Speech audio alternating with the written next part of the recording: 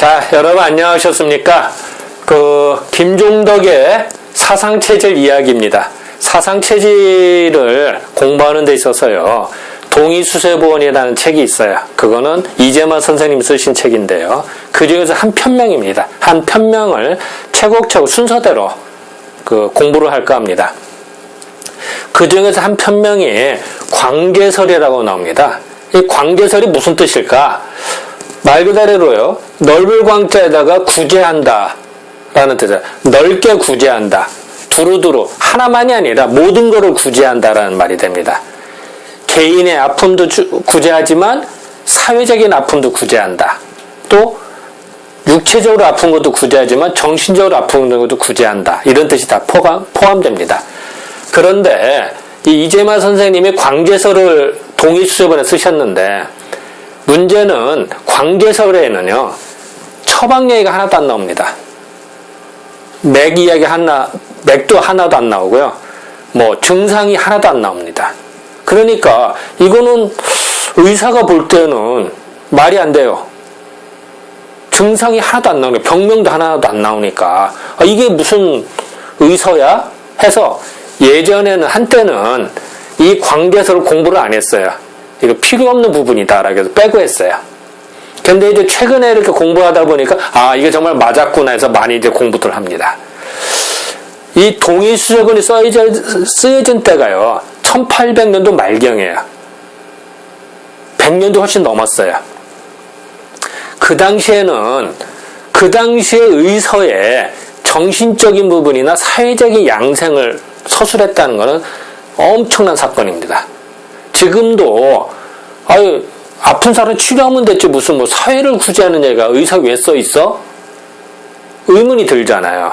그런 판에 100년 전에, 그것도 훨씬 전에 쓰여 있다는 건 대단한 거지 않겠습니까? 그래서 그런 부분들을 좀 이번에는 차근차근히 광계설을 통해서 좀 공부를 해볼까 합니다. 자, 여기 소주제로요, 광계설은 무슨 의미일까 했어요. 그래서 광제가 무슨 뜻일까 한번 봅시다. 이건 이제 네이버 사전이나 아니면은 국어사전, 한문사전, 기타 등 다 찾아보면 거의 도찐개찐으로요, 광제설은 뭐라고 나오느냐? 광제는 세상 사람들을 널리 구제한다. 많은 사람을 구제한다는 뜻으로 됩니다. 넓게 구제한다는 뜻이니까요. 그런데 이거를 다 넓게 구제한다? 의사 이게 웬 말이지? 이상하잖아요. 자, 생각해보세요. 의학으로 세상을 구제한다? 말이 될까? 의학으로는 한 사람 아픈 사람 치료하는 거지 무슨 사회를 구제해. 의사가 무슨 정치를 하냐고 이렇게 생각이 들잖아요. 그래서 좀 이상하잖아요. 그래서 근데 이제 우리가 이렇게 생각이 듭니다. 자, 우리는 개인적인 양생이 중요해요. 중요하죠. 개인이 중요하지. 개인이 일단 살고 봐야지. 개인이 죽는데 뭐가 무슨 소용이 있겠습니까? 그래서 개인의 양생을 우리는 중시해왔는데, 즉 광계설은 사회적 양성, 사회적 지도 시스템을 어떻게 만들 것이냐를 중요시하는 거예요. 예를 든다면 이런 겁니다. 옛날에 교통사고가 당했을 때는요, 보험 처리가 안 될 때는 속된 표현으로요, 목소리 큰 사람이 이겼어요. 그리고 사고 나면 서로 삿대질하고 네가 잘했나 내가 잘했나 해가지고서 언성이 높아지면서 했어요. 왜? 그 상대방을 기세를 주게 해야 자기가 돈을 안 물어주니까. 그런데 자, 거기는 개인이 선하고 악하고를 떠나서 이득이 달린 부분에 사고가 났으니까. 그러니까 기세로서 상대방을 억압하려고 하고 억누르고 상대방이 네가 더 잘못했니라고 하게 돼요. 근데 지금은 어때? 사회적 시스템이 돼가니까 자동차 보험이 다 가입이 돼 있으면 대부분이. 그러니까 이제는 사고가 나도 보험 처리하면 돼요. 운전사 당사자가 싸울 필요가 없어요. 왜? 보험회사에서 다 처리를 해주니까. 자, 그거는 개인이 선하고 악하고를 떠나 시스템이 갖춰주면 편해집니다. 예를 든다면 그런 거죠. 마찬가지로 또 사회적인 양생, 예를 들어서 나이가 들었다. 그러면 이제는 보험이라든지 연금이라든지 이런 시스템이 돼서 나이가 들어 직업이 없는데도 그것이 살아가는데 부족함이 없게 만들면 굳이 그렇게 막 힘들게 살아가지 않게 되거든요. 그런 것들이 보장이 됩니다. 그런 것이 결국 우리는 넓게 봤을 때 사회적 양상이라고 합니다.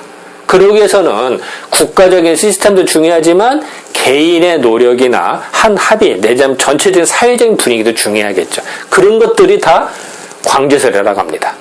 다 포함이 돼요. 개인도 중요하지만 사회적인 것도 중요하다. 전체적인 거. 또 사람이 병이 나서 아파서 왔어요. 당연히 치료를 해야죠. 그런데 아프기 전에 미리 예방의학 차원으로 하는 거예요. 심신을 닦아서 수양을 해서 병이 안 걸리게 하는 거죠. 그러면 지금의 컨셉하고도 참 맞아요. 요새는 예방이라 참 정말 많이 나오거든요. 그런데 이런 이야기들이 100년 전도 넘게 의서에 썼다는 사실이에요. 이게 더 대단한 겁니다. 지금도 약간 생소할 정도거든요. 그런 판에 100년도 훨씬 전에 이런 언급을 했다는 것은 가히 혁명과 같다, 혁신과 같았다는 거죠. 그런 거를 우리는 염두에 둬야 될 것 같다. 그래서 결국은 사회가 건강해 개인도 건강하다는 거야. 또 예를 들면 이런 것입니다. 지금 우리가 위생 상태 상당히 좋아졌어요. 수도, 물이 공급이 잘 되고 하수도가 발달이 되고 또 예방주사라든지 이런 것들 때문에 사회적으로 질병이 예전보다 많이 줄어들었어요. 그것 때문에 어렸을 때 죽는 확률이라든지 수질오염으로 인한 그 전염병이 많이 수인성 전염병이 줄어든 바람에 우리가 그 건강 수명이 많이 늘어났죠. 그런 거는 이 서양의학이 들어와서 지대한 구원을 했습니다. 그건 부인 못할 사실이고 다 인정을 해야 됩니다. 그런데 그런 어떤 사고방식을 갖기엔, 즉 사회적인 전체를 건강하게 만들어야 된다는 컨셉이 벌써 100년 전에 언급이 됐다는 사실입니다. 물론 언급은 됐지만 사회적 시스템이 뒷받침은 안 됐죠. 100년 전에. 하지만 이재만 선생님께서는 그거를 벌써 언급을 하고 의서에 삽입을 했다는 거죠. 이게 더 중요하다고 봅니다. 그래서 우리는 육체적인 것도 중요하지만 사실은 정신건강을 더 중시했다는 거예요. 이런 언급이 100년 전에 언급했다는 건 정말 대단하지 않겠습니까? 지금도 이게 쉽지 않거든요. 그래서 이런 것들의 내용들이 결국은 이 광제설이라는 분야에 다 포함된 거다. 그래서 우리가 이 광제설 시리즈로 계속 공부를 할 겁니다. 1차, 2차, 3차 할 건데 미리 광제설이 무슨 뜻이냐 이런 내용들을 다 포함한 거다. 그래서 우리가 어떻게 노력을 할 것이냐 어떻게 살아가야 될 것이냐 삶의 지표라고 할까요? 방향성이라고 할까요? 그런 거를 알려주는 그 것이다 라고 저는 생각을 합니다. 자, 아까도 얘기 나왔습니다만 자, 허리가 아프다. 얼마나 고통스럽겠습니까? 이거 낫는 거 중요하죠. 개인이 아무리 집단이 좋아도요. 개인이 아프면 소용없는 거예요. 내가 아프면 소용없는 거야. 정말 괴로운 겁니다. 그래서 이걸 이제 치료하는 것도 중요하죠. 뭐 이게 하찮다 이런 거 아니에요. 당연히 중요하고 기본이고 또 만약에 개인이 어떻게 하는데 전쟁이 일어났다. 뭐 사회적 혼란이 일어났다. 외계인이 쳐들어왔다. 뭐 이러면 어떻게 되겠어요? 이게 진짜 힘들게 살아갈 수밖에 없어요. 당연하죠.